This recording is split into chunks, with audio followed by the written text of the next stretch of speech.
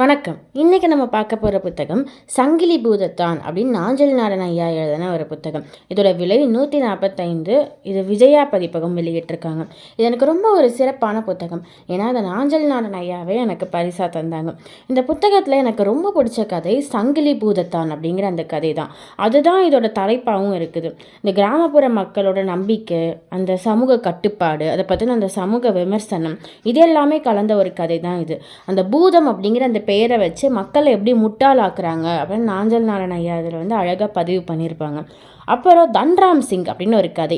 இதை நீங்கள் படிச்சிங்கன்னா உங்கள் ஏரியாவில் இருக்க எல்லா கூர்க்காவை பார்க்கும்போது உங்களுக்கு தன்ராம் சிங் தான் ஞாபகம் வருவாங்க.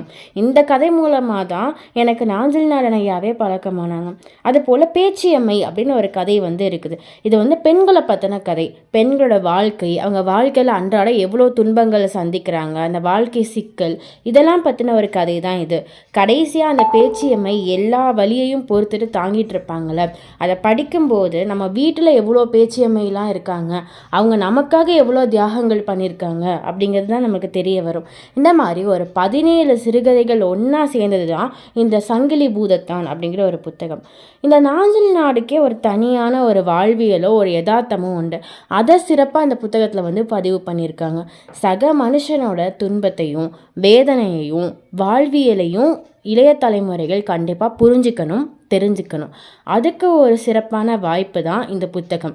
மீண்டும் நாளை அடுத்த புத்தகத்தோடு சந்திப்போம். நன்றி.